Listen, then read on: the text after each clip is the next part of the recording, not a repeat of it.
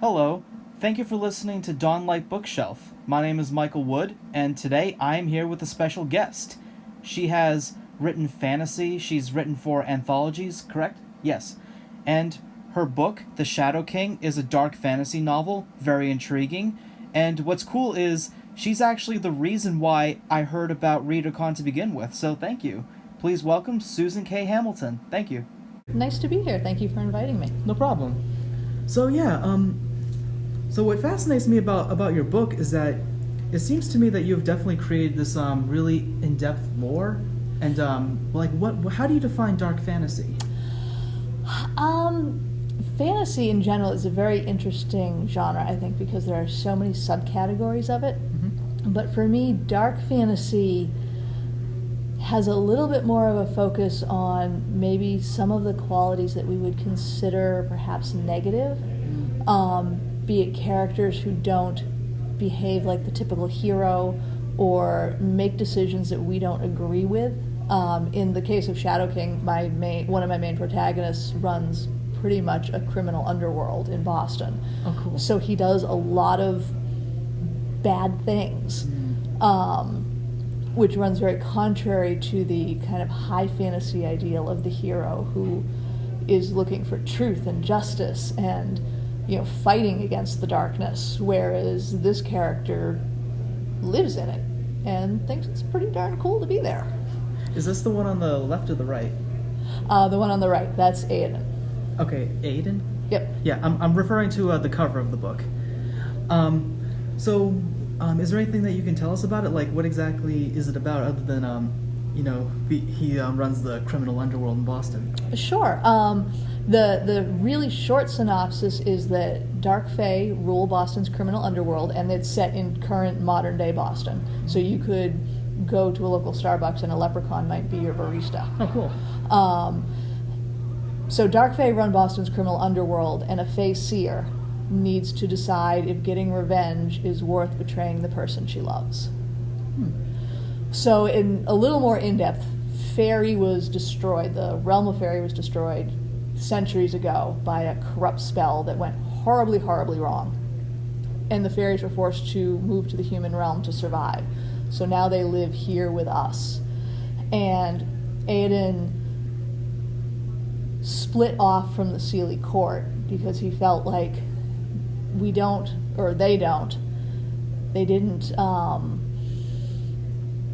adapt well enough, that they were trying to cling to their old ways, the way they lived in Fairy, and he was like, we need to make our own way. This is kind of our home now, and we need to figure out how to live and work and move in this world and not just pretend we're still in Fairy. Are the people aware of their presence? Yes. Okay, so, Yep. I mean, is there any, sort of prejudice or social conflict? Yep, there is some. I tried to not go too in-depth into that, but there are definitely humans who don't really like the Fae that are here. Cool, so it's definitely present, but not like a social or focal point in the story. Yes.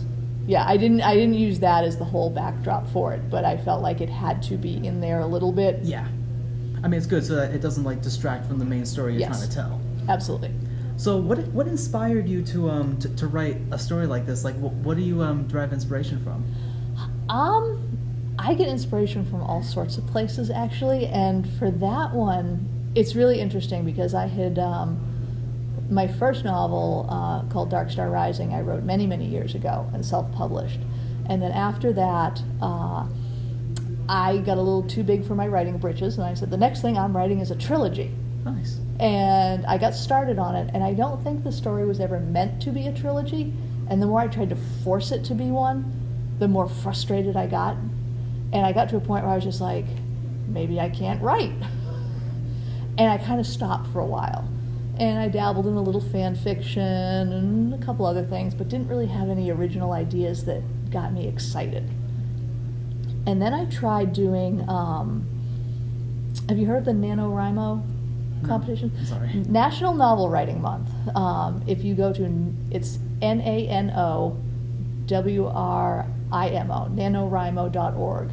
They're a nonprofit organization, and they have a lot of online resources, and they have some, I'll call them competitions, but I'll put that in quotes, because really the only thing you win is bragging rights.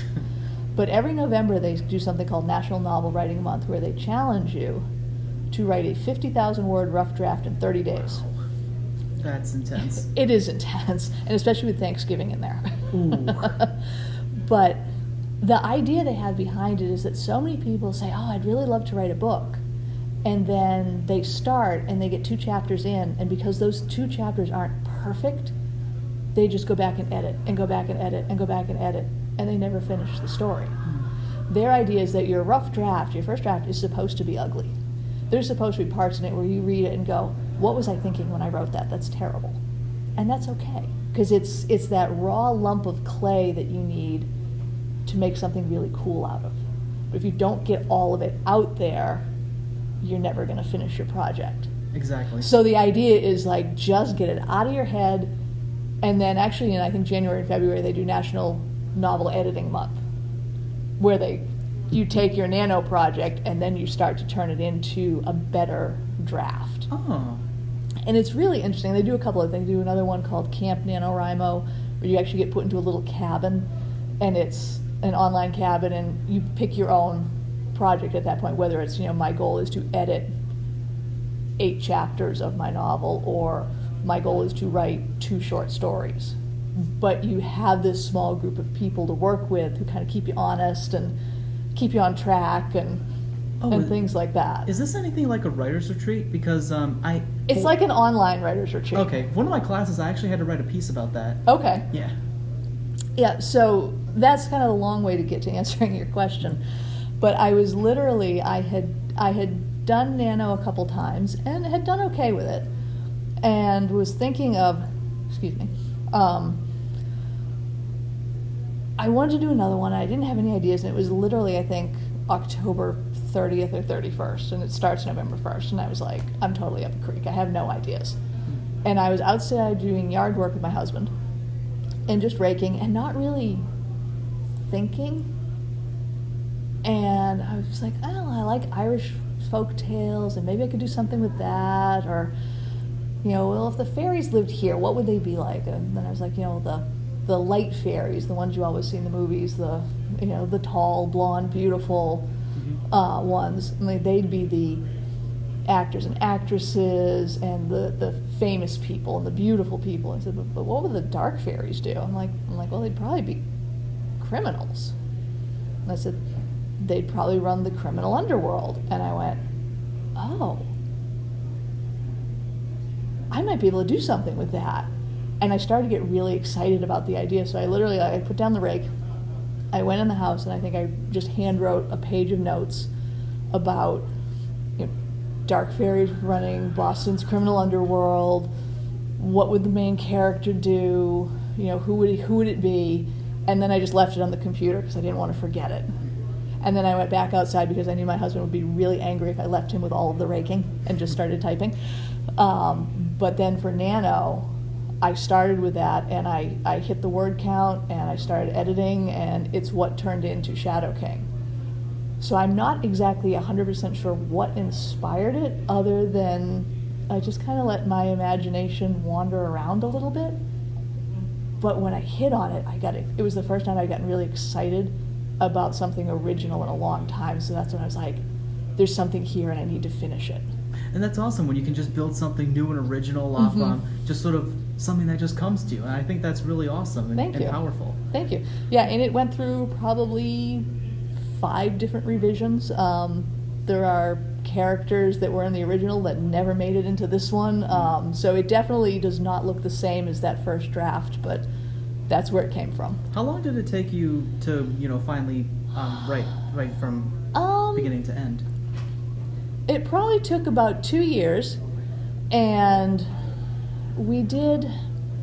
what I did was I had written it, I revised it, I actually hired an outside editor because I wanted somebody who had never seen my work before to look at it, and as I jokingly said, beat it with a big stick.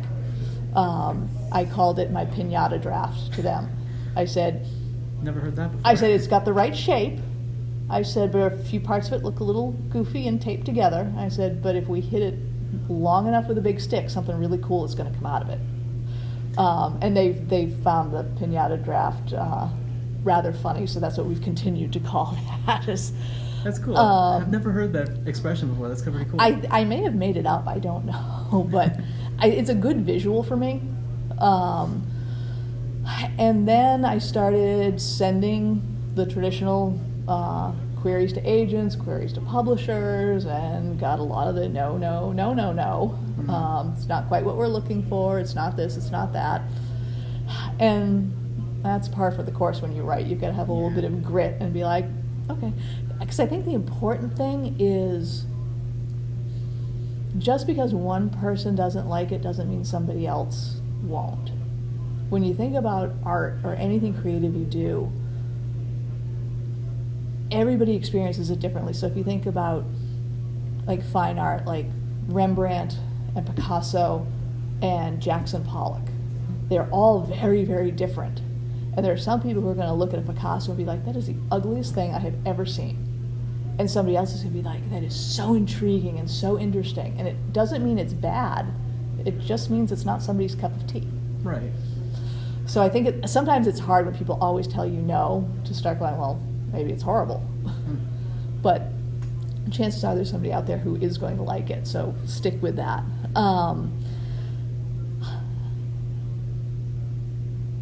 But as I was doing that, I ran into, and I don't know if they run this competition anymore. I stumbled across a competition called the oh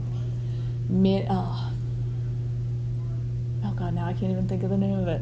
Launchpad, the Launchpad manuscript competition. And one of the things was, and it wasn't a grossly expensive, I think it was like $70 to enter it. And I'm like, all right, that's not unreasonable. Yeah. But for like an extra $20, they guaranteed you 2 pages of written notes from the judges. And I was like, heck yeah, I'll take that. Yeah. And the judges, it was like Ridley Scott's Scott Free Entertainment was on the judging panel. Some of the bigger publishing houses were on the panel. So I was like, I'm never going to get feedback from these people on my own, so let's give it a shot. And son of a gun if I didn't start moving up the ranks of ones that kept moving on. So first it was like, you've made the top 75 list. Then you've made the top 50 lists, and you've made the top 25, and I was like, holy cow. And I made it all the way to the top 10. Wow. I did not win. But as a parallel part, one of the sponsors of the competition was a company called Inkshares, which is a small publishing company, and they do a crowdfunded model. So anybody can put their book up on the Inkshares site, but then it's on you to go sell pre-orders. And if you sell a certain number, then they will consider your book a viable investment because there's enough interest in it. But it's very hard to do. How exactly do you go about doing it? I'm sorry, I said, how exactly do you go about, doing that, just trying to get people to pre-order? That is the hard thing. The first time I did it, I pretty much just flailed around with no plan at all. Just like, please order my book, I might be able to get published.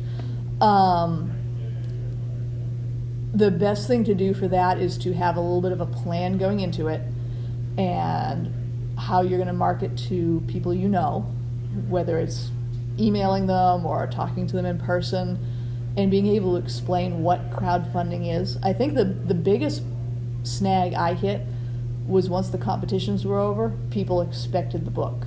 And I'm like, no, this is just the first stage. Now it needs to go into production. And I have to wait in line behind the other books that are already ahead of me. So for Shadow King, it took almost 1.5 years from when I won the when I got involved in Inkshares through the Launchpad. So in addition to the judges, the top 25 also had the option of putting their books up there, crowdfunding, and the top 3 with the highest number of sales got full publishing packages, which I did not. I came in 5th. But I had sold enough to qualify. So once the competition was over, they were like, well, you still sold enough. You didn't win the competition, but if you'd like to move forward with the relationship, here's the contract. So that's how I got involved with that. But going back to the crowdfunding, between that, talking to people putting it out on social media, the hardest part is people you don't know, because there's not a lot who necessarily are going to take a chance on an unpublished author when they're not going to get the book for 2 years. It's kind of like you're asking me for $10 or $20, and I'm not going to get anything. Yeah. So if you're going to try and crowdfund, really think through how you're going to present it to people and how you're going to approach strangers with what it is and why it's exciting and why they should bother to invest in you. Some people have done like giveaways, like if I get 100 orders, I will raffle off a $50 Amazon gift card. Might motivate some people, might not, and you kind of have to do trial and error. When I crowdfunded The Devil Inside, which was my next book, I went at it in a much more strategic plan, and it wasn't, because it really is a marathon in that case, because you have a certain amount of time to crowdfund the book. And the first time through, I was like, we've got to get all the orders in like today. And I really came to realize that, like most people don't do stuff until the deadline comes up on them. So I spent a lot of time the first time like begging and reminding and this and that. And the second one, I told people, I mentioned it halfway through, and then like the last week and a half before the deadline is when I put my big push on. And people were like, oh, I've only got a few days left. Okay, yeah, I wanted to do that. So it's an interesting way to do it. It is not for everybody, but it's certainly an avenue folks can look into. Nice. Because for me personally, I think, trying to advertise and get the word out is the biggest challenge I face. I'm thinking I'll probably take like a business class or something at my college just so I can, try to get involved in that. Yep, online marketing. I didn't really know much about it either, and I still don't know a ton, but I'm slowly figuring some of it out. And the biggest and kind of scariest thing I kind of run into with stuff like that, it's like, having to pay money for these advertising services with the whole risk of not getting money's worth. That's like the one thing I run into. Yeah, no, I struggle with the same thing because I'm, in the long run, I will probably lose money on Shadow King. And I'm okay with that as long as I'm not going to just continue to dump like hundreds and hundreds of dollars into promoting it. But I try and stay active on social media. I do work with a PR agency, which has been helpful because they've gotten some reviews for it. But that was a very in-depth discussion I had with my husband about this is what it would cost, this is what I think the benefit will be, and some of it's going to be a direct benefit and some of it's going to be indirect. Because I can't necessarily say I've sold a book because of a review that somebody gave me. It's like, we had 3 or 12 or 50 sales or whatever it is in this window, and I did these 3 advertising things. There's not necessarily a way for me to say this effort resulted in this sale. So some of it is that intangible benefit of getting your name out there, but it is hard because not everybody is able to invest like that in it. Yeah, because like even with people who have Patreon, it's like all these tiers, and some people are just unable to just make this monthly commitment. Yep. Yeah. No. Absolutely. But I do want to get back to some of the points you brought up on writing and craft. Okay. Yes. Like one of the pieces of advice that you had given me, like in the bookstore, was when you're having trouble trying to like connect certain elements of the story, is to just write out all of the scenes or elements that work really well and find ways of bridging them. Like, is there any way you can elaborate to that? Sure. That kind of ties back to my whole philosophy of the really ugly first draft. Right.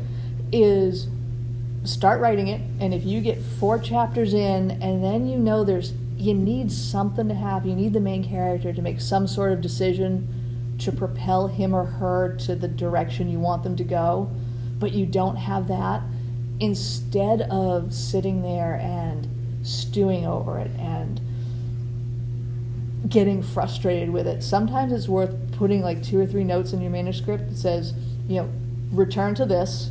You need him to figure out a way to get here. It's got to be, really emotional decision, and it's got to be this. And then move on to that next scene that's already formulated in your head. because it keeps your flow going. Doing it that way does sometimes cause not hiccups, but can make editing a little bit harder, because you go back and fill in the gaps, and then you have to make sure everything flows. Yeah, that's the challenging part. It is a challenging part. For me, it works. Everybody's going to be a little bit different in the way they write, but I find that is helpful for me to just not get stuck and get to the end of the story and then kind of go back and fill in. Does that make sense? Yes. Okay, great. Because for me, it's like when I have like an idea of the story, like sometimes elements or inspirations of ways I can just you have these scenes connect or have it tie back into something earlier. Like I'll just come to that and I can just go back and just re-edit the draft. Yep. Like I'm at a point where I'm just writing drafts. Like I'm thinking if I did 3 novellas in the year, that would be sufficient. Then I can just go back to them at some point later and just kind of make them work. Yep. So is that how you kind of work with the Shadow King, where you just you wrote out like everything and just thought like new ideas as you went along? You said that some characters did make the final cut. Like were they characters that didn't serve the plot, or was it just kind of like? Some of them didn't serve the plot. One bit of advice my editor gave me, she said, you have got a lot of subplots going on in here. She said, and I'm not 100% sure what your main story is. She's like, so I recommend you go back and look at each one. She said, listen, and when I listed out, I had like 15 subplots, and I was like, wow, yeah, I really kind of got out of control there, didn't I? And I was just so into the draft that I didn't notice. I was like, oh, this would be a great angle to pursue, and so would this, and so would this. But from a reader's perspective, it's overwhelming. Yeah, it's overwhelming, and they're not sure who they're rooting for and who they're rooting against all of a sudden. So I went back through, and she said, ask yourself, is this subplot really important to your main? Whose story is this? Is it Aiden's story, who's the male lead? Is it Saradin's story, who's the female lead? Is it both of their stories? She said, when you decide that, it's going to be much easier to pick the subplots that support their story and the ones that don't. And she was absolutely right. And I went through, and she goes, and some of them, there might be something that you need to happen. She said, but does it need to happen? Does this extra character need to do it? Or could one of your core characters do that? And it really worked, because I had a whole subplot with some corrupt police officers and this and that and things, and it totally went away because one of the more significant characters could do that one action, and I didn't need that whole subplot. It still stayed in the story and moved the story forward, but there was not this distraction of this extra set of characters and what they were doing and how it tied in, and it narrowed it down quite a bit. Do you think any of these subplots would make appearances or any sort of like revisions in later books? Yes, actually one of them is. Oh, cool. I have one character, and I will not mention who, other than he's not part of Aiden's inner circle in the first book, who was involved in one of these subplots and I had him actually working for Aiden in the first draft, and took that all out because that again added that layer of complexity that distracted from the other story, the core of the story.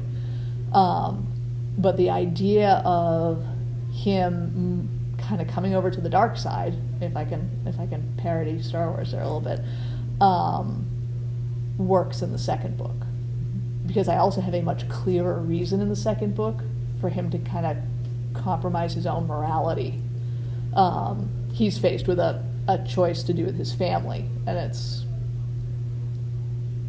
working with Aiden is what's going to be best for the family, even though he's like, I hate even the fact that I want to talk to this guy, but I need him. So it's like he has to sacrifice what he believes in for the benefit of his family. Mm-hmm. That's pretty cool. Absolutely. Now, the thing about me is I always love cut content, like whether it's in films or games or anything like that. Like, is there anything like from your book that you had to remove completely that you kind of constructed into a full-length subplot but then just kind of took out because it didn't serve? The one I was just referencing is probably the biggest one. Okay. And then... I mean like stuff that isn't going to, or you don't think will make returns.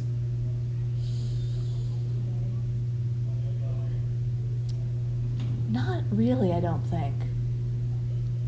Okay, so yeah, I mean it's good that you can just kind of recycle those ideas into something else. Yeah, and I've kept a lot of the old stuff, and I have actually thought about potentially, at some point, maybe taking some of it and making it available, like on my website or something, just a a deleted scene or something like that. In the long list of things I have to do and have to write, I keep going, I'll get to that later. So I haven't yet, but it's on my list. Excellent.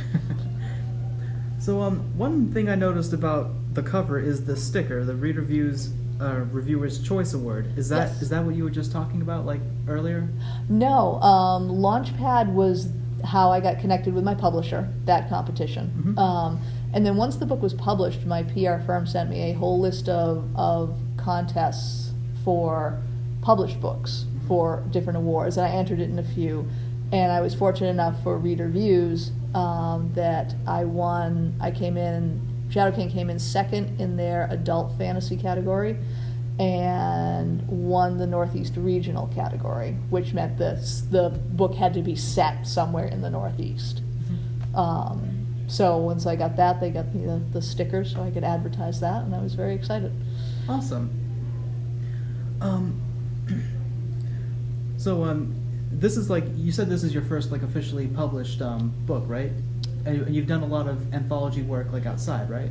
I've done a little bit of anthology work. I am a member of a group called Writing Block, which you can find writingbloc.com on the web if you want to check them out. And they've got a lot of resources for writers. I would highly recommend it. They're a great group.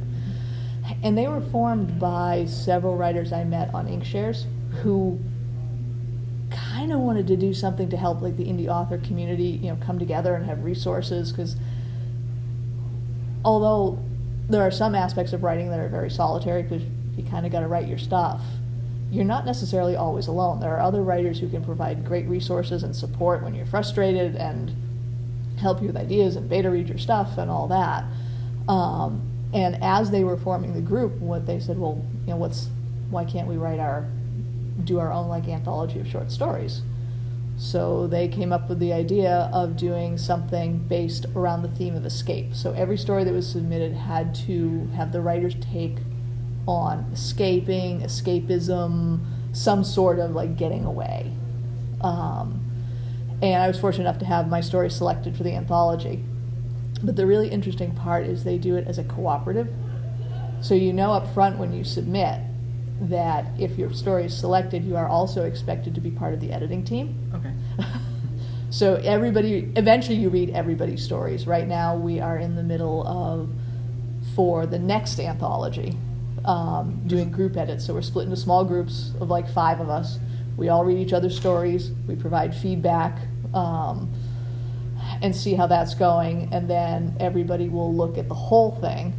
And then the founders will have the final say on like the final edit and the line edit. And this is the one about deception, right? Yes, the new one is about deception. Okay. The one that's out right now is about escape. What was the piece you wrote for the Escape anthology? I wrote a short story called Chrysalis, and it is a near future dystopian fantasy that has a journalist put in a position where she can radically change the political landscape, which has gotten quite ugly. But it's going to come at great personal cost, and she has an in-depth discussion with death about her choices. That's actually really cool. Thank you. It was a lot of fun to write. I really enjoyed it. So, what kinds of works or even genres did you focus on before you started publishing? I've always really enjoyed fantasy. It's probably my favorite genre to read, and I think I like writing in it because although world building can be very complicated and very detail oriented depending what kind of world you're building, as long as you set your own rules, you can build the world any way you want. So if you want a world where the sky is purple and the sun is green, and you can set your world up that way and make your own rules, you can do it that way. And I always kind of like that you had the freedom, although that freedom does sometimes get people too far afield, and you can go a little overboard with fantasy. But it's one of the things I really enjoy about it, because you can really get creative and not be limited. But I have dabbled in more literary fiction. In fact, for Deception, I actually submitted 2 stories for them. Cool. One was, the one that was accepted is titled Girl, and it's pretty much a straight high fantasy short story. The other one was called The Eulogy of Annabeth Olivet, and it was more literary fiction about a normal human family in our world and some of the fallout that comes out of a woman's funeral. Wow. And some of the things that she did in her past that some people are not willing to let go and say nice things about her. That didn't get selected, but now I have that to maybe polish up and submit elsewhere, so who knows where that might show up. Yeah, definitely. So, something else I wanted to bring up, like, how do you go about, like, world building? Like, what's your personal approach? My personal approach is I should do a much better job of keeping my notes organized. I tend to plan my world as I go. I don't do as much upfront planning as I probably should. I tend to be, it's the pantster versus the plotter. I'm a pantster all the way. In Shadow King, it was a little easier because the setting is Boston. Right, so modern day. Right. Yeah, so it's modern day, and I work in the city, so a lot of the settings are like where I walk at lunch. So it's like I could see them and feel them, and okay, the angle is this, and there's these restaurants in the area, so that's where they would eat. For the fantasy part of it, I tried to keep that pretty minimal, because in the sense that Fairy has been destroyed, I don't really need to build that much of Fairy because it's gone, other than a few references to history or people who influenced them before it all went to hell in a handbasket, so to speak. But do we even get like references of what the world was like back when it was alive? A few, but not too many. Okay, so is that kind of like a device left to reader interpretation? Yep. Nice. Yep. I mentioned that because the spell that destroys Fairy in the book is, they refer to it as the Desolation. And it was created by a jealous husband bent on killing his wife and her lover. And when he releases the spell, it's founded in so much hate and desire for revenge, when it doesn't find what it's looking for, because its intent is to kill these two, and then in theory it disappears into the ether. It doesn't find them, and it takes on a life of its own, and it consumes everything as it's looking for them. So there are references back to that, and how horrible it was for them to live through that and survive it, for those who did. But we don't really see a lot of like the glittering court or life before that. Now, the one who was responsible for releasing this horrible spell, what became of him, or is that just a spoiler for the book? It's not a spoiler. He, in one reference, he is consumed by it at the very end. Oh, okay. So he never makes it here. He gets his just desserts before my story even starts. But he is related to some of the characters in this book, so there's a little bit of baggage for a couple of them. Nice. So his own retribution is what destroyed him. Yes. Cool. Now, personally, when it comes to writing elements of fantasy, it's all about trying to create like this world of what the climate is like, what the foliage is like, even like what the technology is. Like for me personally, it's like if I was to create a world that was steampunk, but rather than being derived off of Victorian London, what if it came off of colonial America? Sort of like BioShock Infinite, just not so high tech. Okay. Yeah, so, I mean, you know what BioShock Infinite is, right? I've heard of it, but I don't know that much. Essentially, a floating city in the sky based in colonial America. Okay. well, not based in, but based off of what I meant to say. Okay. But something like that. But this is kind of like much more grounded, well, in the literal sense too. But yeah. Yeah, no, I think as long as you keep track of how you want the world to run and how in it what elements of the steampunk part are there and what elements of this other part are there and where you're blending them, as long as you have that documented so you can refer back when you get to a point where you're like, how would this get handled, you have your rules set up, then that will really shape everything you do. And when it comes to religions or politics or technology, like you were saying, having that kind of teaser file will help a lot with that. Hopefully that answers the question. Yeah, definitely. Okay. And oh man, I was just about to say something. I'm sorry. In regards to like building the world, it was I'm sorry, I just lost my entire train of thought on this one. That's okay. But yeah, when you build something like based in real life, did any sort of elements of the fantasy technology kind of get implemented? You said people know of the existence of these creatures, so do they kind of like collaborate into like this better, like a different society than what we know?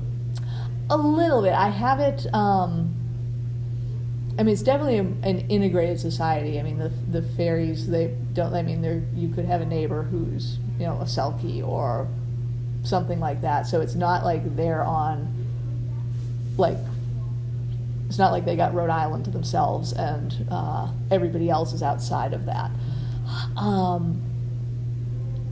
But what I tried to do was have those elements in there, but that's a hard one to explain. I've kind of lost my train of thought a little bit too, so I apologize for that.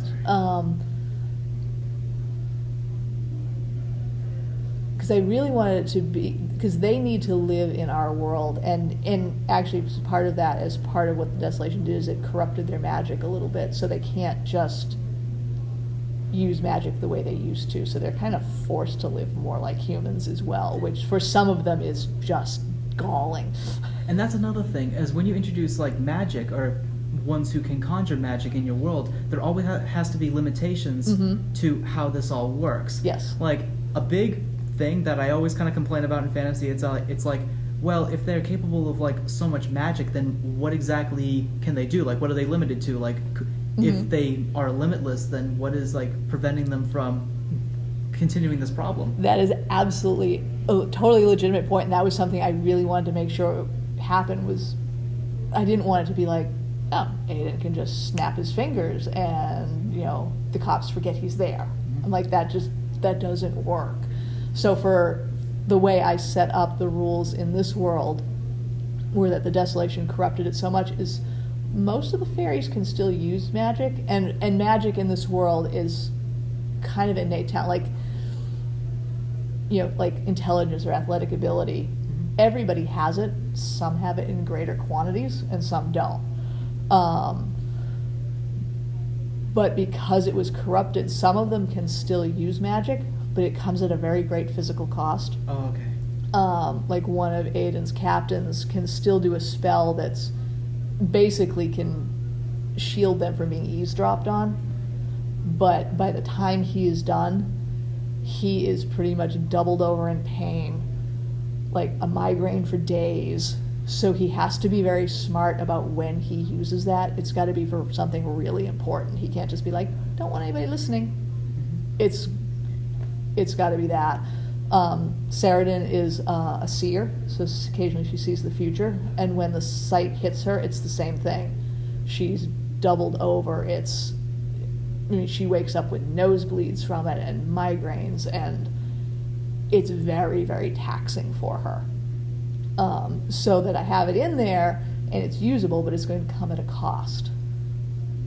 And it's really great that you've definitely thought of all this to just kind of create this sort of like limitation. Because I know, like, when my friends and I, we kind of like, my friend conducts a Dungeons and Dragons campaign like every so often, Okay. so we always have to create like limitations on like the magic abilities just so we don't overlook plots. In fact, he told me this really funny story of when he was with some friends, and his friend, he was the dungeon master, and spent like 4 days constructing this big campaign saying, okay, so there's a big mountain range blocking your path.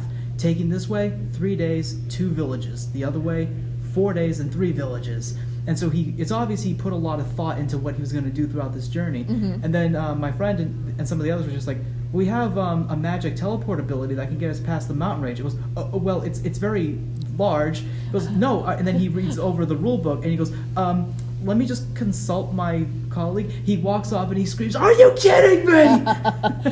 Yep. Yeah. But I'm getting back to everything that you were saying. So the fairies, did they have like almost limitless ability before the Fallout? Not necessarily. Again, I had it in my backstory. I mean, they are all capable of some form of magic or another, but some, like I said, are more capable. It's like an inborn talent, Mm-hmm. and like for dancing. Okay. I am on the low end of the talent for dancing. So, whereas, you may have a prima ballerina. Okay. And it's the same thing. One fae may be able to change themselves with a glamour and only be able to change their hair color because they just don't have it in them. Whereas another one down the street could go from looking like a fae to looking like a turtle. And it's how you're born and how you grow up, and you kind of get what you get. But I didn't want to do something where they necessarily, certainly like a dancer or an athlete or someone going to college for a higher degree, you can hone that skill. Mm-hmm. But I didn't want it to be a type of world where some of them had magic and they went to school and they got trained for it. In that respect, I wanted to be a little more organic than that. And it definitely sounds like organic, like characters who have strengths in life can like Mm-hmm. amplify that, and I think that's a really good angle because it's personal and Mm-hmm. readers can connect to that. Yep. Yeah. So before we come up on our time, is there anything else you'd like to add? I don't think so. If anyone is interested in Shadow King, now that you've heard this, it is available online. Indiebound.org has it. Amazon has it. You can go to your local bookseller and ask for it. It may or may not be on the shelf, but they are able to order it if you're interested.